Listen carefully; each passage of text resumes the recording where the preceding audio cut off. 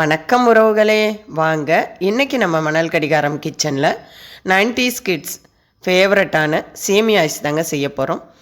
பார்க்கவே எவ்வளோ சூப்பராக இருக்குல்ல, சாப்பிடவும் ரொம்ப சுவையாக இருக்குங்க. இப்போ இந்த மாதிரி ஐஸெல்லாம் நமக்கு கிடைக்கிறதில்ல, அதனால் நம்ம வீட்லேயே தயார் பண்ண போகிறோம். வாங்க எப்படி செய்கிறதுன்னு வீடியோவில் பார்க்கலாம்.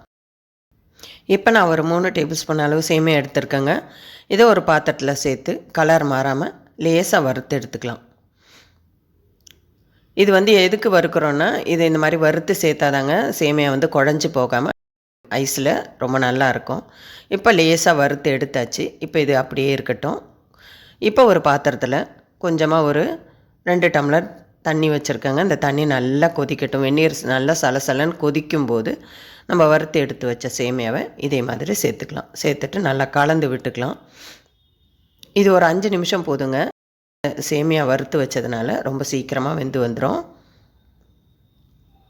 இந்த மாதிரி அமைக்கி பார்த்தா சேமியா தனித்தனியாக போது பாருங்கள். இப்போ நல்லா வெந்து வந்துருச்சு. இப்போ நம்ம இந்த சேமியாவை எடுத்து இந்த மாதிரி ஒரு சன்னி வச்சு அதில் வடிகட்டி எடுத்துக்கலாம். சேமியாவை இந்த மாதிரி நல்லா வடித்து எடுத்ததும் கூடவே ஒரு செம்பு தண்ணி சேர்த்து இந்த மாதிரி நல்லா அலசி எடுத்துக்கோங்க. அப்போ தான் சேமியா குழஞ்சி போகாமல் இருக்கும். இப்போ அது அப்படியே இருக்கட்டும். நான் இந்த மாதிரி ஒரு 2 கொத்து திராட்சை எடுத்துருக்கேங்க. உங்களுக்கு எத்தனை ஐஸ் வேணுமோ அதுக்கேற்ற மாதிரி திராட்சை எடுத்துக்கோங்க. இதை நல்லா வாஷ் பண்ணிவிட்டு மிக்ஸி ஜாரில் சேர்த்துட்டு கூடவே 2 டேபிள் ஸ்பூன் அளவு நாட்டு சக்கரை சேர்த்து இந்த மாதிரி நல்லா அரைச்சி எடுத்துக்கலாம். தண்ணி எதுவும் சேர்க்க வேணாங்க, இதுவே கரெக்டாக இருக்கும். இந்த மாதிரி அரைச்சி எடுத்துகிட்டு இதையும் நம்ம சன்னி வச்சு நல்லா வடித்து எடுத்துக்கலாம். தண்ணியெல்லாம் அந்த ஜூஸ் எல்லாம் வந்துடும், அந்த திப்பியெல்லாம் தனியாக எடுத்துக்கலாம். இப்போ இந்த மாதிரி அடித்து எடுத்த ஜூஸில் 2 டீஸ்பூன் அளவு வேக வச்ச சேமியாவை போட்டு ஒரு முறை நல்லா கலந்து விட்டதும் இந்த மாதிரி ஐஸ் மோல்டு இருக்குங்க. இந்த ஐஸ் மோல்டில் நம்ம ஊற்றி வைக்க போகிறோம்.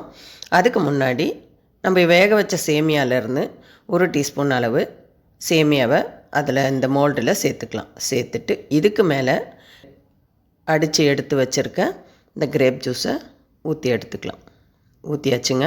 இப்போ இந்த மாதிரி மூடியை போட்டு இது மூடி வச்சிடலாம். இது அப்படியே இருக்கட்டும். இப்போ நம்ம இதே மாதிரி தர்பூசணிலையும் சேமியா ஐஸ் செய்ய போகிறோங்க. அதுக்கு இந்த மாதிரி பழத்தை மட்டும் தர்பூசணியிலேருந்து பழத்தை மட்டும் தனியாக எடுத்துக்கலாம். எடுத்து ஒரு மிக்ஸி ஜாரில் சேர்த்துக்கலாம்.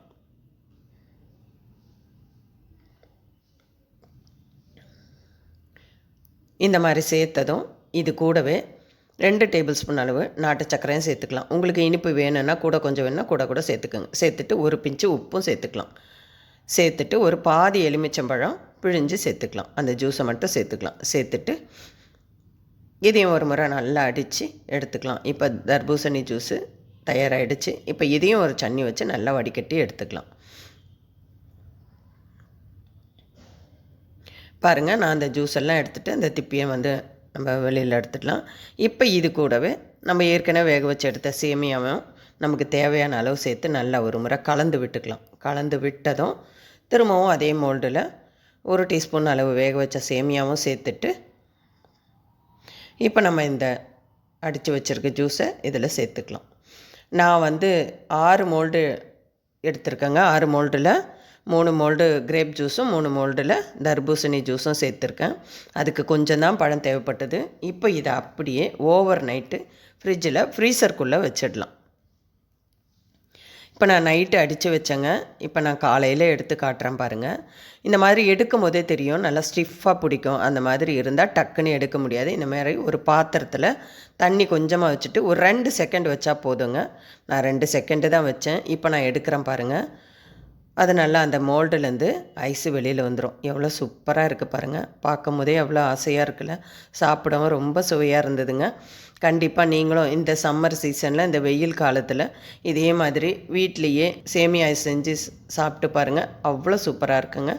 நீங்களும் ஒரு முறை ட்ரை பண்ணி பாருங்கள். வீடியோவை லைக் பண்ணுங்கள், ஷேர் பண்ணுங்கள், சப்ஸ்கிரைப் பண்ணுங்கள். மறக்காமல் பக்கத்தில் உள்ள பெல் ஐக்கானையும் கிளிக் பண்ணிக்கோங்க. மற்றும் ஒரு வீடியோவில் சந்திக்கலாம். நன்றி, வணக்கம்.